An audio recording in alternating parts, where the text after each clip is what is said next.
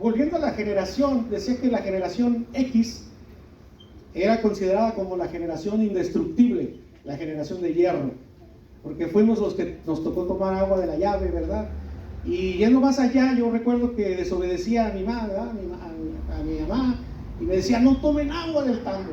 No, allá iba yo a tomar porque tenía que desobedecer. Y había muchos animalitos ahí que les llamábamos maromeros, ¿verdad? Y nomás les espantaba así la tatita como de tierra y metía la cabeza a tomar agua del tambo. Y decía mi mamá, siempre nos decía, no tomen agua de ahí porque les va a hacer daño, se van a morir. Y bueno, pues todavía no ha pasado, ¿verdad? Pero recuerdo que había un frasquito así, chiquitito, que tenía una raquetita. Cuando yo andaba por ahí brincoteando, ¿verdad? Parecía pelota cuando estaba niño, botaba, estaba rebotando, ¿verdad? Y mi mamá me decía, no te vayas a caer, porque si te caes, te pego. Todavía de que me iba a caer, me pegaba. Y sí, por allá salía yo rodando y pues decía, ahora sí, pues te voy a dar porque no hiciste caso. Pero sacaba ese frasquito, no sé si todavía exista, pero ese frasquito era un martirio para los que somos de esa época. Tenía una raquetita que se llamaba Meltiolate. Y ya sabíamos que si tratábamos todos raspados, ¿verdad? De los codos, de las rodillas. Yo una vez me volé parte de la nariz y el cachete en una bajada, ¿verdad? Cuando andaba en una bicicleta. Y vi el frasquito ese y dije, no, vieja, ya me voy a morir, hasta aquí llegué. Pero sabíamos que iba a ser algo tan doloroso que nos pusieran ese liquidito, pero después de eso, todo eso se iba a acabar, nos íbamos a aliviar, se iba a componer, porque ya después de eso ya no iba a pasar más que de que se iba a hacer costra, alguna herida, algo.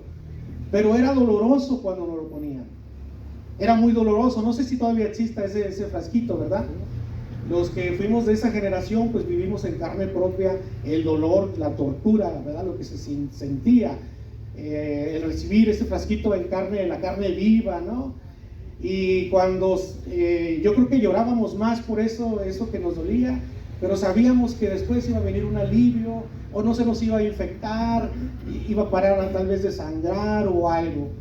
Y la palabra es relacionada con esa medicina que nuestro cuerpo necesita. A veces la medicina nos causa cierto efecto negativo, si es tomada o si son inyecciones. Hay gente que no tolera las inyecciones, pero sabemos que una inyección es más letal hacia la enfermedad. Si estás con gripa, estás con algún mal que te tienen que inyectar, la inyección va directamente al torrente sanguíneo. Entonces es dura, es poderosa, por decirlo de alguna manera. Y la palabra la pudiéramos comparar con algo que tal vez te va a doler, pero te va a sanar. A muchos a veces no se les puede decir una palabra porque son de esa generación de cristal. Santo, aleluya. Últimamente hay mucha generación de cristal en las iglesias, porque ya no se les puede decir nada, ya no se les puede llamar la atención. Antes había algo que ahorita ya es desconocido para muchos dentro de la iglesia. Cuando algún hermano andaba por ahí tal vez dando mal testimonio, o se sabía que algo había hecho, algo había ocurrido, se ponía en disciplina. Aleluya. Y se sentaba al hermano, a la persona en las bancas de enfrente por un tiempo, si era servidor, si era siervo, si era músico, si era predicador.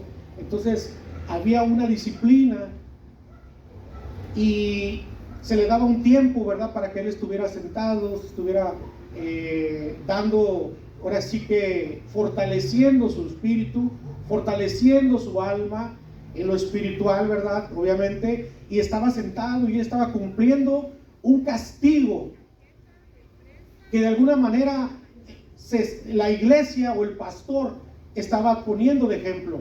¿Para qué? Para que los demás no cometieran el mismo error. Pero esa palabra ya no se lleva a cabo.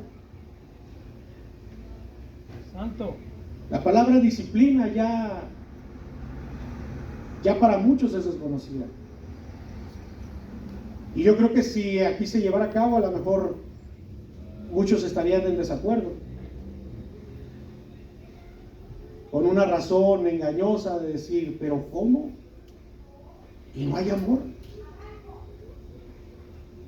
¿Y dónde quedó el amor de Dios? Sin embargo, esa disciplina era para restaurar la vida del hermano.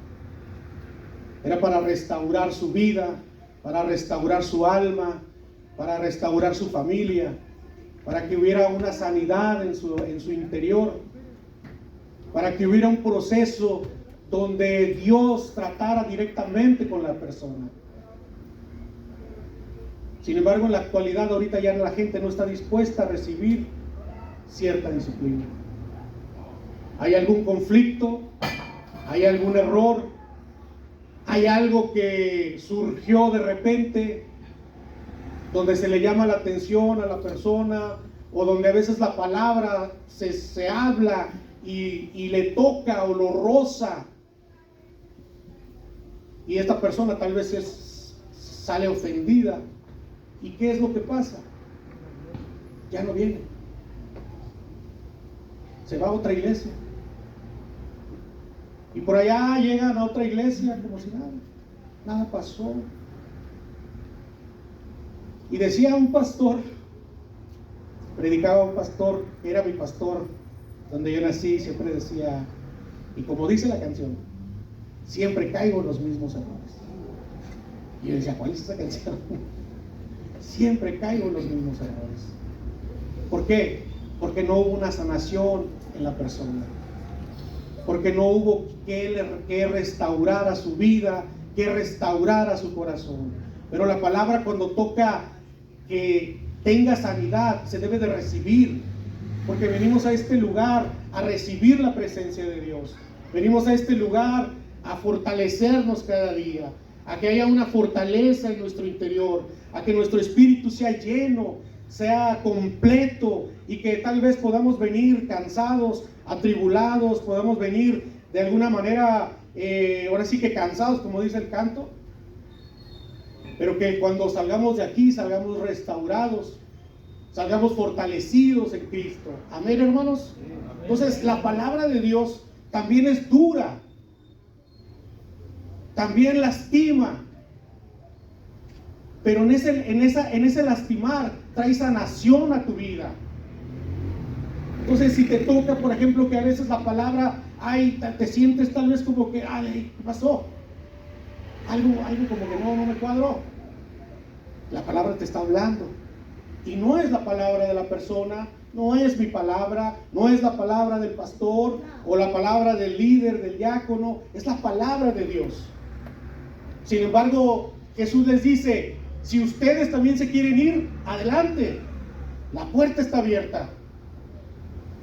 Porque dice que muchos de sus discípulos, escuchando esa palabra, volvieron atrás. ¿Cómo era posible que, sabiendo que Él era el Cristo, Él era el Mesías, lo desconocían y regresaban a lo que tenían ellos, a lo que habían dejado tal vez? Se dice que Pedro en algún momento regresó a pescar. Cuando Dios lo llamó, el Señor Jesús lo llamó a ser pescador de hombres. Sin embargo, una segunda ocasión va y lo busca donde está. ¿Qué estaba haciendo él? Pescando. Él regresó a pescar. Gloria. Tenemos que reconocer, hermanos, que sin Dios no somos nada. El hombre sin Cristo no es nada. Aunque nos creamos autosuficientes, aunque creamos que nosotros somos responsables de nosotros mismos, de nuestra persona, sin Cristo no somos nada. ¿Cuántos anduvimos vagando en las calles y Dios